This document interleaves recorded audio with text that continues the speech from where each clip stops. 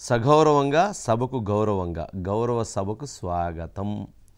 ఇది ఈరోజు ఆంధ్రప్రదేశ్ అసెంబ్లీలో ఎవరైతే స్పీకర్గా, ప్రొటెం స్పీకర్గా ఉన్నటువంటి గోరంట్ల బుచ్చయ్య చౌదరి గారు అసెంబ్లీలో ఆంధ్రప్రదేశ్ ఎన్నికల్లో గెలిచినటువంటి 172 మంది ఎమ్మెల్యేలతో ఈరోజు ప్రమాణ స్వీకారం చేయించారు. అందులో 3 శాసనసభ్యులు గైర్హాజరయ్యారు. అంటే 172 మెంబర్స్ అసెంబ్లీలో ప్రమాణ స్వీకారం చేసినటువంటి దృశ్యాలు మనం ఈరోజు చూసాము. అయితే ఈ సందర్భంగా అసెంబ్లీలో జరిగినటువంటి కొన్ని ఆసక్తికరమైనటువంటి సంఘటనలు చోటు చేసుకున్నాయి. ఆసక్తికరమైనటువంటి సంఘటనలు ఏంటి అంటే ఎన్నికల సందర్భంగా చేసినటువంటి సవాళ్ళు, ప్రతి సవాళ్ళు, అదేవిధంగా ముందు జరిగినటువంటి గత సభలో జరిగినటువంటి అనేక అంశాలు ఈరోజు ప్రజల మధ్య చర్చకు వచ్చాయి.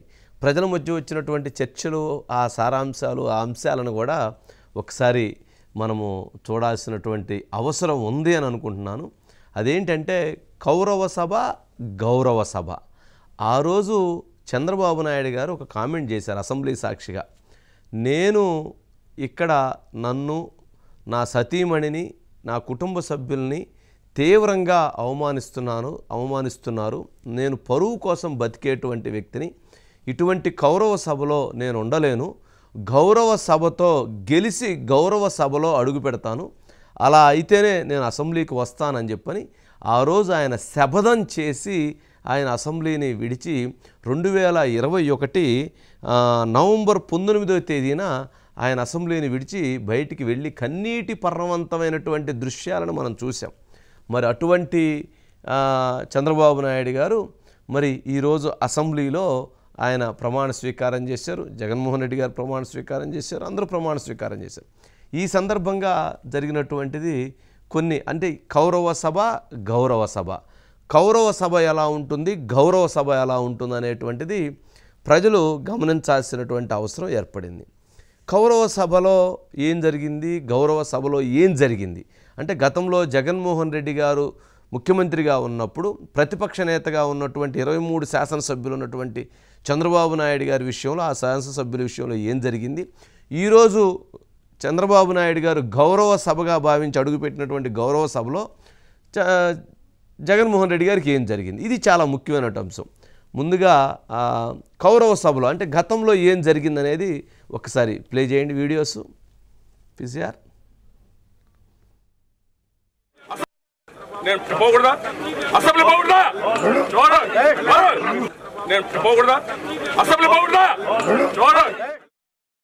ఈ మనిషి నిజంగా ఈ మనిషి ఎలా మాట్లాడుతున్నాడు, అసలు ఈ మనిషికి ఏమైనా బుద్ధిగా ఏమైనా ఉందా అధ్యక్ష?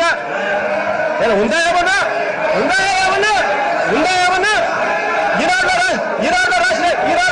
ఈనాడులో రాస్తే నేను ఇక్కడ కొంచెం మాట్లాడితే ఎలా ఉంటుంది?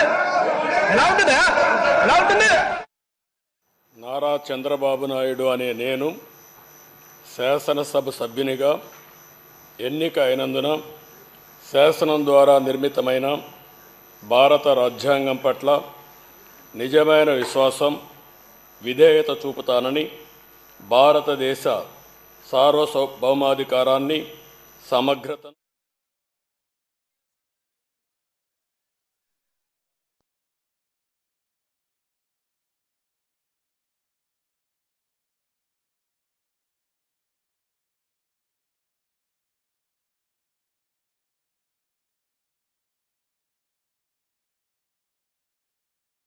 ఇది ఈరోజు గతంలో అదేవిధంగా చంద్రబాబు నాయుడు గారిది ఇంకో బయట ఉండాలి. హనుమంతు అంటే నన్ను అవమానించి బయటికి పంపించారు, గౌరవ సభలో అయితేనే వస్తానని చెప్పినటువంటి బయట ఇది చేశారు. కానీ ఈరోజు అధ్యక్ష, ఈరోజు నా కుటుంబాన్ని ఏ పరువు కోసమైతే ఇన్ని సంవత్సరాలుగా నేను పనిచేశానో, ఇన్ని సంవత్సరాలుగా బతికామో చెప్పండి సార్. ప్రధాన దిశ నా కుటుంబం, నా భార్య విషయం కూడా ఈ హౌస్లో తీసుకొచ్చి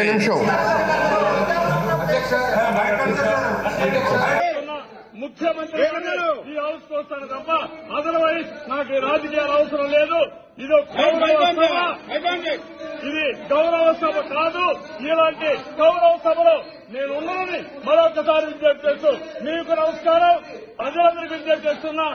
నా అవమానం మీరందరూ నిండు మనసుతో ఆశీర్వదించమని కోరుతూ అందరికీ నమస్కారం.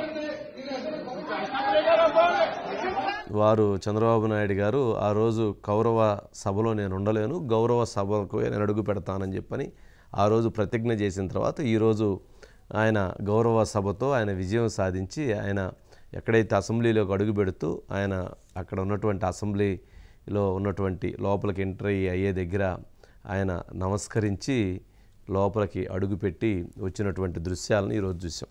ఇక్కడ అంటే గత కౌరవ సభ అనేది చంద్రబాబు నాయుడు గారు సంబోధించారు ప్రతిపక్ష నేతగా. అక్కడ ఆ రోజు ఎమ్మెల్యేల మీద దాడి జరిగినటువంటి సందర్భాలను చూసాం. ఎమ్మెల్యేలని, అదేవిధంగా ముఖ్యమంత్రిని, ప్రతిపక్ష నేతగా ఉన్న చంద్రబాబు నాయుడు గారిని, ఇలా అనేక మందిని అనేక రకాల సస్పెండ్లు చేయటం, మార్షల్స్తో ఎత్తేయటం, వాళ్ళని కొట్టడం, వాళ్ళని గుద్దటం, వాళ్ళ షర్టులు చించటం, ఈ రకంగా అంటే కుటుంబ సభ్యులను అవమానించటం, వాళ్ళని అవమానించటం ఒకటి కాదు రెండు కాదు, గతంలో అనేకమైనటువంటివి మనము కళ్ళ ముందు చూసినటువంటి పరిస్థితి. మరి అదే అటువంటి సందర్భంలోనే అటువంటి చూసినటువంటి ప్రజలు, అటువంటి చూసినటువంటి మీడియా ఈరోజు గౌరవ సభలో అనేది ఎలా ఉంటుంది అనే దానికి ఒక చిన్న నిదర్శనంగా ఏం చూడాలి అని అంటే, ఈరోజు చంద్రబాబు నాయుడు గారు ముఖ్యమంత్రిగా వారందరూ అసెంబ్లీలో వాళ్ళందరూ వచ్చిన తర్వాత జగన్మోహన్ రెడ్డి గారు లోపలికి రావటం జరిగింది. జగన్మోహన్ రెడ్డి గారు లోపలికి వచ్చి ప్రమాణ స్వీకారం లోపలికి వచ్చిన తర్వాత ఆయన బ్యాక్ చైర్లో ఒక 4 నిమిషాలు కూర్చున్నారు. వచ్చి ఆయన ప్రమాణ స్వీకారం చేసి ఆయన తర్వాత పోయి స్పీకర్ గారిని కలిసి ఆయన బయటకు వచ్చేసి వెళ్ళిపోయాడు. వెళ్ళిపోతూ బయటికి వెళ్ళి ఆయన ఎవరైతే డిప్యూటీ స్పీకర్ కార్యాలయంలోకి వెళ్ళి అక్కడ వాళ్ళ ఎమ్మెల్యేలతో కలిసి కూర్చున్నారు. జనరల్గా ఇప్పుడు జగన్మోహన్ రెడ్డి గారు ఒక మామూలు శాసనసభ్యుడు మాత్రమే. ఆ పార్టీకి ఆ పార్టీకి సంబంధించినటువంటి దాంట్లో అపోజిషన్ స్థాయి కూడా లేదు. కానీ ఆ ఎమ్మెల్యేగా ఆయన వచ్చినప్పటికీ ఆయన లోపలికి ఆయన్ని సాధారణంగా లోపలికి రానిచ్చారు. ఆ వెహికల్ కూడా లోపలికి రానిచ్చారు. ఆయన దిగి వచ్చిన తర్వాత ఆయన వచ్చే టయానికి ఆయన లిస్ట్ రావటం, ఆయన చదవటం, వెళ్ళి మళ్ళీ డిప్యూటీ స్పీకర్ ఛాంబర్లో ఆయన కూర్చొని వాళ్ళందరూ సభ్యులతో మాట్లాడుకొని వెళ్ళే విధంగా కూడా ఆయనకు ప్రొవిజన్ కల్పించారు. అంటే ఆయన్ని చాలా గౌరవంగా చూసుకున్నటువంటి పరిస్థితి ఈరోజు అసెంబ్లీలో చోటు చేసుకుంది. మరి 161 మంది ఉన్నటువంటి 164 మంది ఉన్నటువంటి మరి తెలుగుదేశం, జనసేన, బీజేపీకి చెందినటువంటి శాసనసభ్యులు మరి అక్కడ లోపలికి మరి జగన్మోహన్ రెడ్డి గారు వచ్చినప్పుడు మరి కేకలు వేయొచ్చు, విజిల్లు వేయొచ్చు, లేదా అగౌరవంగా ప్రవర్తించవచ్చు, మాట్లాడవచ్చు, విమర్శించవచ్చు. కానీ డిసిప్లిన్, ఒక పద్ధతిగా, ఒక గౌరవంతో, ఒక మర్యాదతో అందరూ సైలెంట్గా ఉన్నారు.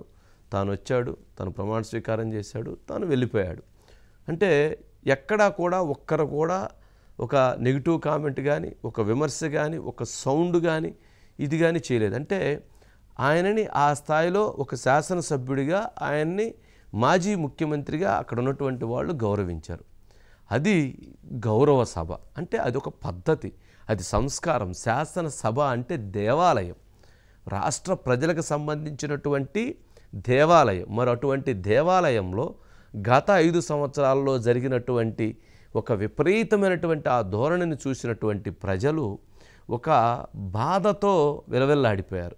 కానీ ఇప్పుడు జరుగుతున్నటువంటి ఆ విధానాన్ని చూసినప్పుడు ప్రజలు చాలా హుందాగా వ్యవహరించారు చంద్రబాబు నాయుడు గారని ఆయనకు ప్రశంసల జల్లు కురిపించారు. మరి అదేవిధంగా తెలుగుదేశం పార్టీ కార్యకర్తలు కూడా చాలామంది ఫీల్ అవుతున్నారు. అదేంటి చంద్రబాబు నాయుడు గారు అంత అవమానించారు, మన ఎమ్మెల్యేలను కొట్టారు, మన ఎమ్మెల్యేలను మార్షల్ చేత బయటికి నెట్టివేయించారు, అసెంబ్లీ గేట్ లోపలికి రానివ్వలేదు, తీవ్ర అవమానాన్ని చేశారు. మరి అలాంటి వ్యక్తుల విషయంలో మరి ఈరోజు జగన్మోహన్ రెడ్డి గారిని కూడా అంత ప్రోటోకాల్ ఇవ్వాల్సిన అవసరం ఏంటి, అంత గౌరవం ఇవ్వాల్సిన అవసరం ఏంటి, ఆయన కూడా అవమానించాలి కదా అని చెప్పని తెలుగుదేశం పార్టీలో ఉన్న కొంతమంది కార్యకర్తలు కూడా అసంతృప్తి వ్యక్తం చేస్తున్నారు. కానీ అది జగన్మోహన్ రెడ్డి గారి నైజం అయ్యి ఉండొచ్చేమో, కానీ ఇది చంద్రబాబు నాయుడు గారి పద్ధతి. అంటే శాసనసభకు ఒక పద్ధతి ఉంటుంది, ఒక గౌరవం ఉంటుంది, ఒక మర్యాద ఉంటుంది.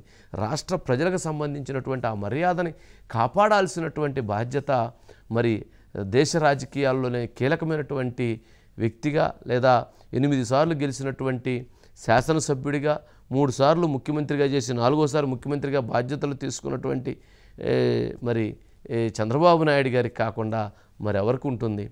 మరి కొంత ఆవేశపడటం, కొంత అసంతృప్తి వ్యక్తం చేయటం కరెక్టేమో, కానీ చంద్రబాబు నాయుడు గారు వ్యవహరించిందే గౌరవంగా, హుందాగా, మర్యాదగా ఉంది అన్నటువంటి పరిస్థితి ఏర్పడింది.